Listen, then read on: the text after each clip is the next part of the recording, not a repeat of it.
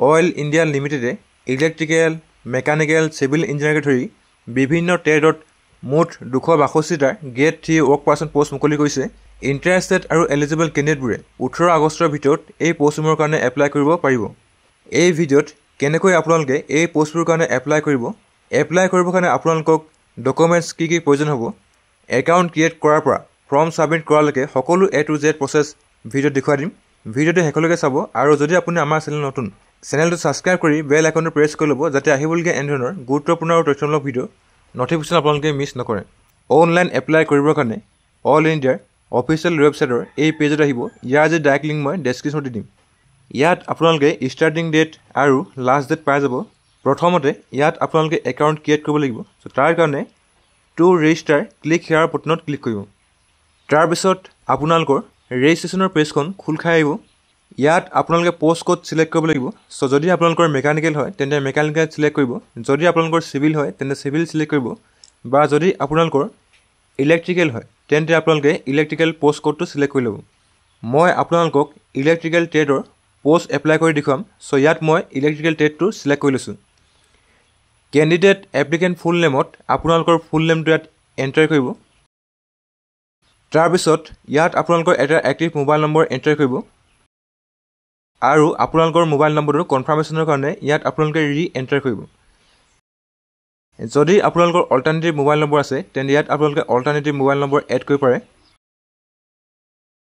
Next আপোনালোকৰ এটা active email ID ইয়াত এণ্টাৰ কৰিব আৰু আপোনালোকৰ মেইল আইডিটো কনফাৰ্মেশ্যনৰ কাৰণে ৰি-এণ্টাৰ কৰিব। তাৰপিছত আপোনালোকে পেজটো স্ক্ৰল কৰি ডিক্লেৰেশ্যনত এগ্ৰি কৰিব আৰু আপোনালোকৰ মোবাইলত যিটো কেপচা কোড শ্ব' কৰিব ইয়াতে এণ্টাৰ কৰি ৰি-ভেৰিফাইড ক্লিক কৰিব। আপোনালোকৰ ভেৰিফিকেশ্যন ডিটেইলছবোৰ শ্ব' কৰিব। ইয়াত আপোনাৰ post code, applicant name, mobile number আৰু ইমেইল আইডি সকলো শ্ব' কৰিব। যদি সকলো ডিটেইলছ ঠিকেই আছে তেন্তে চেক বক্সত ক্লিক কৰি জেনেৰেট OTPত ক্লিক কৰিব। ইয়াত আপোনালোকৰ কেপচা কোডটো ফিল আপ কৰিব আৰু ছাবমিট বটনত ক্লিক কৰিব। আপোনালোকৰ মোবাইল নম্বৰ আৰু ইমেইল আইডিত OTP পঠোৱা হ'ব। চ' ইয়াত আপোনালোকে অ'কেত ক্লিক কৰিব। তাৰপিছত ইয়াত আপোনালোকৰ OTP এণ্টাৰ কৰি ভেলিডেট OTPত ক্লিক কৰিব। আপোনালোকৰ ৰেজিষ্ট্ৰেশ্যন ছাকচেছফুল হৈ যাব আৰু ইয়াত আপোনালোকৰ ৰেজিষ্ট্ৰেশ্যন ID জেনেৰেট হৈ আহিব। চ' আপোনালোকে ৰেজিষ্ট্ৰেশ্যন ID কপি কৰি ক্ল'জ কৰিব। আপোনালোকৰ পেজটো এনেকৈ খোল খাই আহিব। এপ্লিকেণ্ট ডিটেইলছত আপোনালোকৰ name, application number, post code আৰু আপোনালোকৰ email ID, mobile number show' কৰিব। ইয়াত আপোনালোকে ৰাইট কৰ্নাৰ গ' টু এপ্লিকেশ্যন বটনত ক্লিক কৰিব আৰু আপোনালোকৰ অনলাইন এপ্লিকেশ্যন ফৰ্মখন খোল খাই আহিব। এপ্লিকেণ্ট ডিটেইলছত আপোনালোকৰ সকলো পাৰ্চনেল ডিটেইলছ অট'মেটিকলি ফেচ হৈ আহিব। ইয়াত আপোনালোকে এমপ্লয়মেণ্ট এক্সচেঞ্জ ডিটেইলছ এড কৰিব লাগিব। এমপ্লয়মেণ্ট এক্সচেঞ্জত আপোনালোকৰ যিটো এমপ্লয়মেণ্ট এক্সচেঞ্জ অফিচ লিষ্টৰ পৰা আপোনালোকে ছিলেক্ট কৰিব লাগিব। তাৰপিছত আপোনালোকৰ এমপ্লয়মেণ্ট এক্সচেঞ্জ ৰেজিষ্ট্ৰেশ্যন নম্বৰটো ইয়াত এণ্টাৰ কৰিব। পাৰ্চনেল ডিটেইলছ ছেকশ্যনত আপোনালোকে জেণ্ডাৰ ছিলেক্ট কৰিব, নেশ্যনেলিটি ইণ্ডিয়ান ছিলেক্ট কৰিব। তাৰপিছত আপোনালোকৰ ফাদাৰ্ছ আৰু মাদাৰ্ছৰ ফুল নেম এণ্টাৰ কৰিব। তাৰপিছত আপোনাৰ মেৰিটেল ষ্টেটাছ চুজ কৰিব। তাৰপিছত আপোনাৰ যিটো কাষ্ট বা কেটেগৰী লিষ্টৰ পৰা আপোনালোকে ছিলেক্ট কৰিব। যদি আপোনালোকে OBC হয় তেন্তে OBC ছিলেক্ট কৰিব, যদি SC ST হয় তেন্তে SC বা ST ছিলেক্ট কৰিব পাৰে। যদি আপোনালোকৰ ছাব কাষ্ট আছে তেন্তে ইয়াত আপোনালোকে ছাব কাষ্টটো এণ্টাৰ কৰিব। তাৰপিছত ইয়াত আপোনালোকৰ কাষ্ট চাৰ্টিফিকেট নম্বৰ এণ্টাৰ কৰি আপোনালোকৰ কাষ্ট চাৰ্টিফিকেটখন যিটো ডেটত ইছ্যু কৰা হৈছিলে কেলেণ্ডাৰৰ পৰা আপোনালোকে ডে, মন্থ আৰু ইয়াৰটো ছিলেক্ট কৰি ল'ব। তাৰপিছত পাৰ্চন উইথ বেঞ্চমাৰ্ক ডিছেবিলিটি ডিটেইলছত ন' ছিলেক্ট কৰিব। RU এন এক্স ছাৰ্ভিচ ইনত আপোনালোকে ন' ছিলেক্ট কৰিব। RU employed in any government department or autonomous বডিজত আপোনালোকে ন' ছিলেক্ট কৰিব। Whether a regular employee of Oil India লিমিটেডত ন' ছিলেক্ট কৰিব। তাৰপিছত ৱেডাৰ WCL অফ অইলত ন' ছিলেক্ট কৰিব। নেক্সট আপোনালোকৰ date of birth details fill up কৰিব লাগিব। চ' আপোনালোকৰ যিটো ডেট অফ বাৰ্থ কেলেণ্ডাৰ পৰা আপোনালোকৰ ডে, মন্থ আৰু ইয়াৰটো ছিলেক্ট কৰি ছেভ এণ্ড নেক্সটত ক্লিক কৰিব।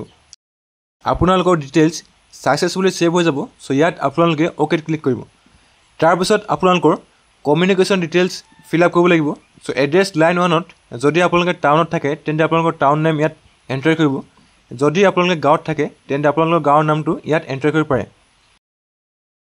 এড্ৰেছ লাইনটো আপোনালোকে ভৰাব নালাগে যদি আপোনালোকে ভৰাব বিচাৰে তেন্তে ভৰাই দিব পাৰে তাৰপিছত কাউণ্ট্ৰিত ইণ্ডিয়া সিলেক্ট কৰিব ষ্টেট আসাম সিলেক্ট কৰি সিটি ডিস্ট্ৰিক্টত আপোনালোকৰ যিকোনো হোম টাউন ডিস্ট্ৰিক্ট লিষ্টৰ পৰা আপোনালোকে সিলেক্ট কৰিব তাৰপিছত আপোনালোকৰ পোষ্ট অফিচৰ নেমটো ইয়াত এণ্টাৰ কৰি আপোনালোকৰ যিটো এৰিয়াৰ পিন কোড ইয়াত আপোনালোকে এণ্টাৰ কৰিব তাৰপিছত আপোনালোকৰ পুলিচ ষ্টেচনটো ইয়াত এণ্টাৰ কৰি আপোনালোকৰ যিটো নিয়েৰেষ্ট ৰেলৱে ষ্টেচন ইয়াত আপোনালোকে এণ্টাৰ কৰিব যদি আপোনালোকৰ পাৰ্মানেণ্ট এড্ৰেছ আৰু কৰেছপণ্ডেঞ্চ এড্ৰেছ সেম হয় তেন্তে আপোনালোকে ইয়েছ বক্সত ক্লিক কৰিব আৰু আপোনালোকৰ যি পাৰ্মানেণ্ট এড্ৰেছ অট'মেটিকলি ফেচ হৈ আহিব সো ইয়াত আপোনালোকে সেভ এণ্ড নেক্সটত ক্লিক কৰিব আপোনালোকৰ ডিটেইলছ সাকসেসফুলি সেভ হৈ যাব ইয়াত অ'কেত ক্লিক কৰিব তাৰপিছত আপোনালোকে কোৱালিফিকেশ্যন আৰু ৱৰ্ক এক্সপিৰিয়েঞ্চ ডিটেইলছ এড কৰিব লাগিব কোৱালিফিকেশ্যন ডিটেইলছত আপোনালোকে মেট্ৰিকৰ ডিটেইলছ এড কৰিব লাগিব নেম অফ দ্য বৰ্ডত আপোনালোকে সেৱা এণ্টাৰ কৰিব বা যদি আপোনালোকৰ CBSE বা আন কিবা বৰ্ড আছিলে তেন্তে আপোনালোকে নিজৰ বৰ্ডটো ইয়াত এণ্টাৰ কৰিব ইয়েৰ অফ পাছিঙত আপোনালোকে যিটো চনত মেট্ৰিক পাছ কৰিছিলে লিষ্টৰ পৰা সিলেক্ট কৰিব তাৰপিছত আপোনালোকে ডিপ্ল'মা ডিটেইলছ এড কৰিব লাগিব কোৱালিফিকেশ্যন নেমত 3 ইয়াৰ্ছ ডিপ্ল'মা সিলেক্ট কৰিব নেম অফ বৰ্ড ইউনিভাৰ্চিটি ইনষ্টিটিউটত আপোনালোকে বৰ্ড নেম ইনষ্টিটিউট বা ইউনিভাৰ্চিটি নেমটো ইয়াত এণ্টাৰ কৰিব তাৰপিছত স্পেচিয়েলাইজেশ্যনত ইলেক্ট্ৰিকেল ইঞ্জিনিয়াৰিং সিলেক্ট কৰি আপোনালোকে যিটো চনত ডিপ্ল'মা কমপ্লিট কৰিছে কেলেণ্ডাৰ পৰা মন্থ আৰু ইয়াৰটো সিলেক্ট কৰি ল'ব এছিছনেল কোৱালিফিকেশ্যন ডিটেইলছত do you have a valid electrical supervisor certificate of কম্পিটেঞ্চিত আপোনালোকে ইয়েছ সিলেক্ট কৰিব লাইচেন্স ইছ্যু অথৰিটিত electrical supervisor certificate of competency enter কৰিব লাইচেন্স ইছ্যু ডেটত আপোনালোকৰ লাইচেন্স যিটো চনত ইছ্যু কৰা হৈছিলে কেলেণ্ডাৰৰ পৰা আপোনালোকে ডে মন্থ আৰু ইয়াৰটো সিলেক্ট কৰি ল'ব এনেকৈ আপোনালোকে পাৰ্ট 2 পাৰ্ট 3 আৰু পাৰ্ট 4ত ইয়েছ সিলেক্ট কৰি লাইচেন্স ইছ্যু অথৰিটিত supervisor certificate of competency enter কৰিব লাইচেন্স ইছ্যু ডেটত আপোনালোকে সেম ডেটটো এণ্টাৰ কৰি সেভ এণ্ড নেক্সটত ক্লিক কৰিব